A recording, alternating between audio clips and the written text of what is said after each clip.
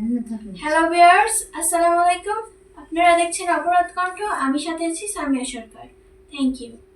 আপনারা বাস্তবায়ন করতে পারেননি, কারণ সেই সরকার ছিল জনগণের নির্বাচিত সরকার ছিল না। তারা একটি অবৈধ অসাংবিধানিক অপরাধী সরকার, একটি মাফিয়া সরকার ছিল। তাই জনগণের কাছে তাদের কোনো দায়বদ্ধতা ছিল না, জবাবদিহিতা ছিল না। আমরা যেহেতু সরাসরি মানুষের ভোটে নির্বাচিত হয়েছি, আমাদের জনগণের কাছে দায়বদ্ধতা আছে, জবাবদিহিতা আছে। সেখানে আমরা কিন্তু আমরা ইচ্ছা যা ইচ্ছা তাই করে বেড়াবো, এবং আমাদের জনগণের ভোটাধিকার নিয়ে আমরা ছিনিমিনি খেলবো, বা তাদের যে যে নাগরিক অধিকার, মৌলিক অধিকার, সাংবিধানিক অধিকার থেকে বঞ্চিত হবে, সেটা আমরা করতে দেবো। মানুষের যে আশা আকাঙ্ক্ষা প্রত্যাশা নিয়ে আমাদেরকে নির্বাচিত করেছে, সেই মানুষের আশা আকাঙ্ক্ষা জনগণের আমরা সেটা বাস্তবায়ন করতে চাই।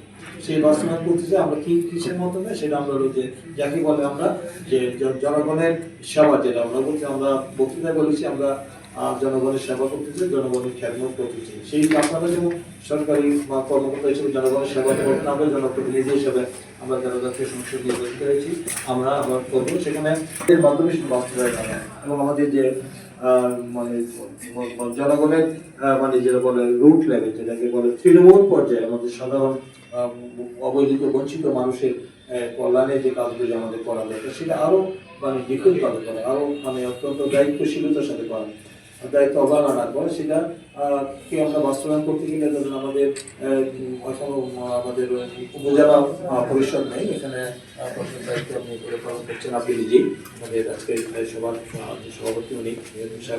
আর তার পরবর্তীতে রয়েছেন আমাদের ইউপির চেয়ারম্যান। ইউপি চেয়ারম্যানরা তারা তাদের দায়িত্ব পালন করবেন, এবং তার সাথে আছেন আমাদের মেম্বার যারা আছেন, তারা দায়িত্ব পালন করবেন। তো সেখানে আমরা সেটা মনিটর করব। তো সেইখানে আমাদের বিন্যাস করা রয়েছে।